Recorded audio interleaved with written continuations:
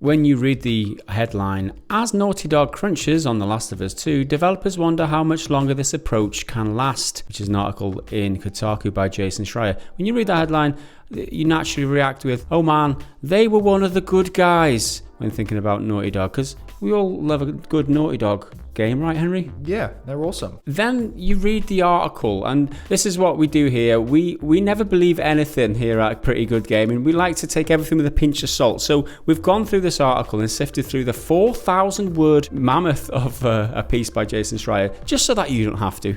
And we've filtered out some of the more unsubstantiated claims of crunch culture from the filler and the article bloat that's in there, because there's a lot of bloat in there, and the real-life quotes and the first-hand reports of what the actual crunch is going on. Because what I want to know is when someone says, oh, there's crunch happening, like, what is crunch? Define crunch. How many hours a week are they working? How long a time of a period is that going over, and how is that different from any other industry? Is it just gaming crunch? Are you just painting a picture here to make out that Naughty Dog are in a bad position, or they're a bad company because they're treating their staff badly, or is this just a general thing that happens everywhere? Those are my questions going in, right? And I'm not gonna.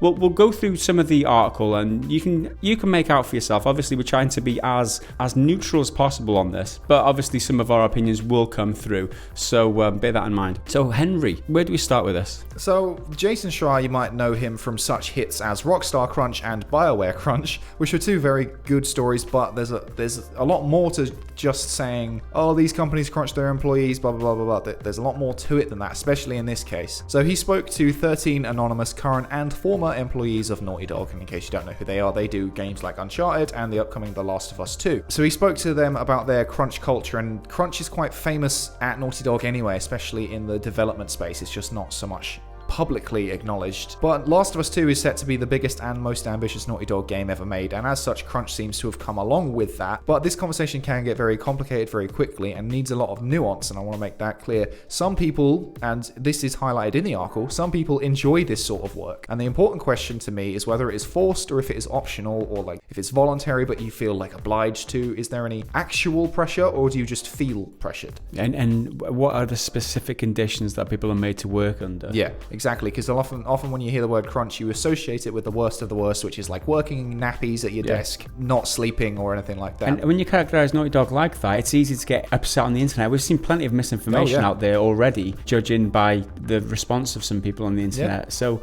you have to approach these types of articles with a critical mind. Yeah, you have to look at them on a case-by-case basis. Now, crunch has been a huge problem at the studio for ages. As just a very quick recap, Uncharted 4 and Uncharted: The Lost Legacy were particularly bad, and the suggestion is that 14 of the 20 original designers who worked on Uncharted 4 have now left because of the crunch. Now, that's not confirmed because we don't know who those people are, but the suggestion is that 70% of people left because of crunch. The game had to be rebooted during development. They lost the different directors and blah, blah, blah, blah, blah. And then crunch for The Lost Legacy was even worse, with the worst crunch I've ever experienced. Despite staff thinking that crunch had been removed from the development process, it seems to have continued in The Last of Us 2. And Bruce Straley said, I never want to do Uncharted 4 again, but then he quickly left and crunch is still there. So something has gone wrong in that transition, and crunch is still part of it. An important question, which a lot of the developers seem to bring up in their quotes, is about whether the game is good.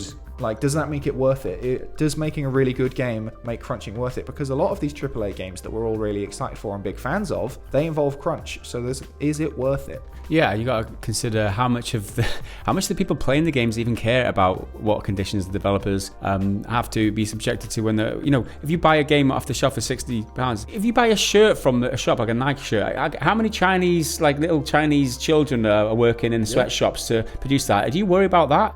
If so, like, how much do you worry about what conditions people making your games are in? That's exactly the point about is crunch unique to gaming? It's definitely not. It happens everywhere, and I'm skeptical to say in this particular case that it's particularly worse or better than any other case. It just seems to be another example of people working really, really hard. When you characterize crunch as people sitting at the desk in nappies, not be able to go to, not be able to eat, not being able to go to the toilet or whatever, when you characterize it like that, obviously crunch is bad. We're not saying that happens in other industries, but when you think of crunch as just like paid optional overtime, that happens everywhere. But it's the question is to what degree and what extent that paid mandatory overtime sometimes too. But this is optional. Like it's made clear that this is all optional. There's even a quote in the article which says, at Naughty Dog, nobody asks the developers to crunch. Nobody has to ask. They'll be there anyway. And then that's playing on the idea that a lot of these people work really hard and they're choosing to do it because they want to do those little extra flourishes. None of it's on the fundamentals, at least that's what the article suggests. None of it's on the basics of gameplay mechanics. It's little extra things like making Ellie's hair blow in the wind that little more,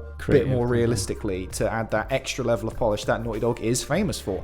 I think that's a characteristic of many creatives. Yeah. In any creative environment that you might be in, is that going that extra mile to make it the best. If you're an artist, you want it to be the best looking thing that you could make. You don't want to put 80% effort in and think, oh, that's good enough. You want to go that extra 20% out of pride for your own work. And I feel like that shouldn't be discouraged. If you want to do that, you should be able to and get paid for it. Yeah, exactly. And they're getting paid for it. And based on what a lot of the developers have said in this article, they do enjoy that. However, there are some who obviously don't. But I think when it should be stopped is when it becomes a problem for your health. And that doesn't seem to be the case here. A lot of people have taken that line, even though I don't believe it's anywhere in this article. Yeah, I mean, we hear, like we said, going back to the scare stories of people in nappies at their desks. There's no such first-hand account of that here. There's the implication, and it wasn't even. It was Jason Schreier who kind of surmised it. It's in Jason Schreier's words, saying that people skipped their lunch and they didn't go and take the free lunch that was in the back room because they were too shackled to their desks or whatever. Again, that's a personal choice made by the creative. There's no first-hand account in this article of a really bad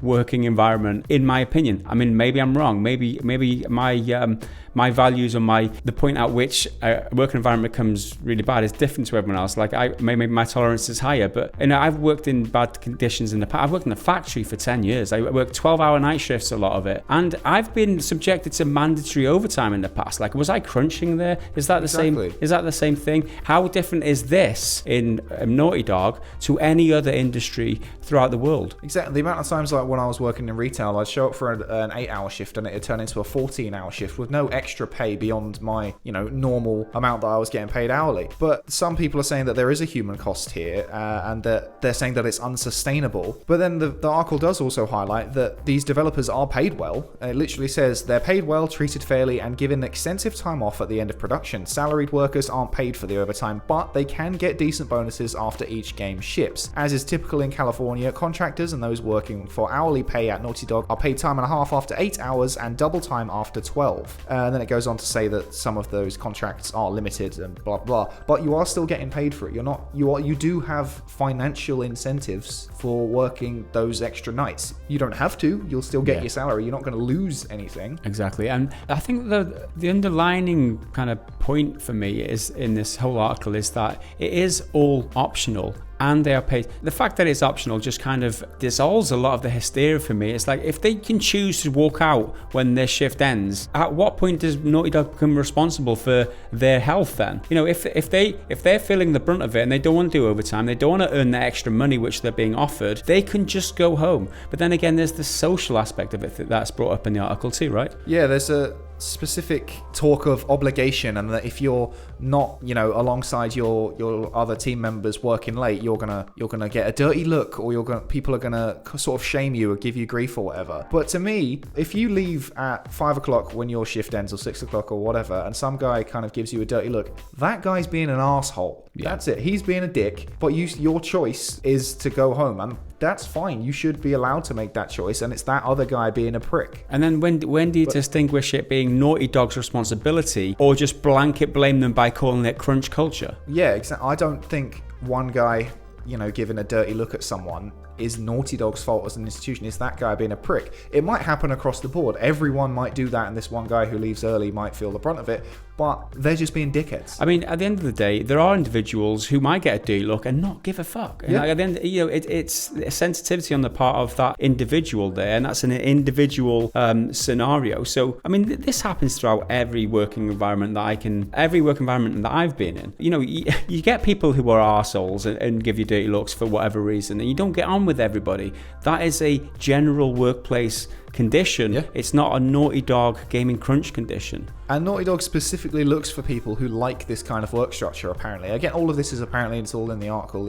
I'm not trying to put any words in anyone's mouths here. But they look for workaholics and perfectionists. And the quote from Schreier is, the type of people Naughty Dog wants to hire are the type of people who will willingly stay late at the office in order to make games better. The type of people who would take time to make sacks of grain deflate when you shoot them. That's a reference to Uncharted 4.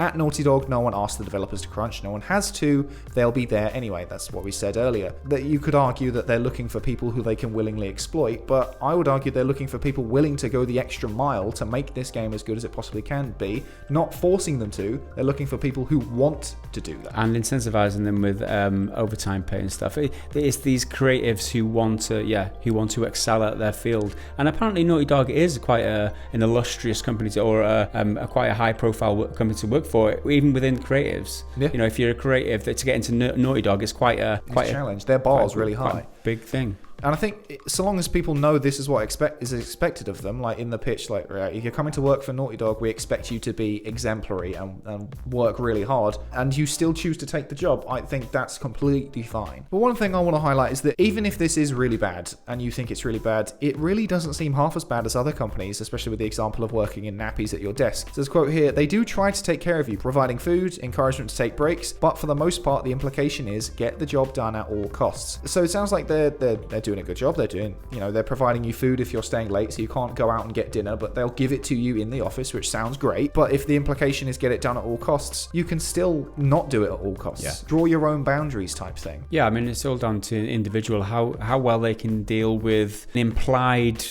threat or an implied expectation from management or from their peers. It's like some people, like I said earlier, they're just going to work their 8 hours and go home, and it actually says that in the article. Some people just turn up, do their 8 hours of work, they work hard, and then they go home. Some people don't even do that, so don't even do the overtime, don't even do the crunch or get invested in the crunch culture or whatever. So if people are able to just go home after 8 hours and people are actively doing that, is it Naughty Dog's fault really here? I mean, how much of the responsibility, I'm asking a question here, I'm not saying that it's not their fault, I'm saying how much of their responsibility is to this so-called crunch culture that's happening? So long as it's all optional, I feel like the onus is on you as the individual to not do that. And I don't think there should be any shame in not doing that. If you don't want to make this grain of wheat deflate when people shoot it, there's not a problem with that. You don't kill yourself making it. It's a video game. It's an entertainment product. We all can live without this crap. But if you are someone who wants to do that, I don't think you should be discouraged from going that far. You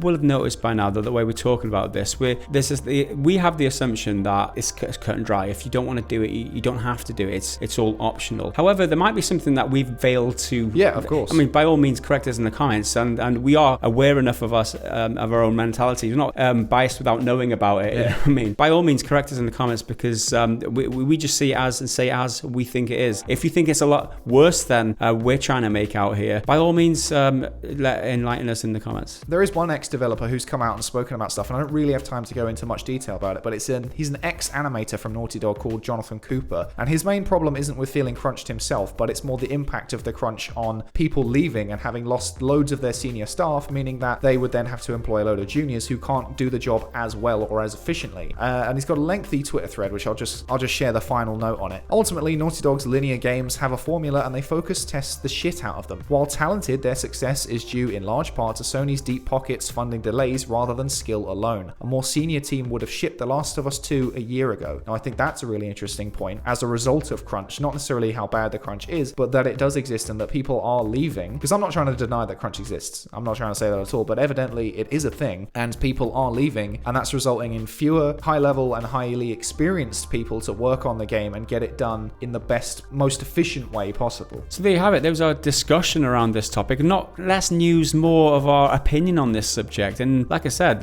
let us know what you thought about this whole situation, what you thought about our commentary on this situation down in the comments below. This absolutely isn't an exhaustive discussion because we're just trying to keep it short. We could go on for ages about it because there's loads of stuff to talk about, loads of different opinions about it. So make sure you let us know in the comments what you think, and we'll try and jump in and have a bit of a chat. Keep it civil though, be nice. Fuck that, we want some triggered fanboy comments. That's true, let's get some triggered. So if you enjoyed the video, leave us a like, it helps us with the engagement. Head over to patreon.com/prettygoodgaming if you want to support the content that we make. That's it for today. I've been Gareth Evans, I've been joined by Mr. Henry Cooper, and on behalf of Henry and myself, bye for now.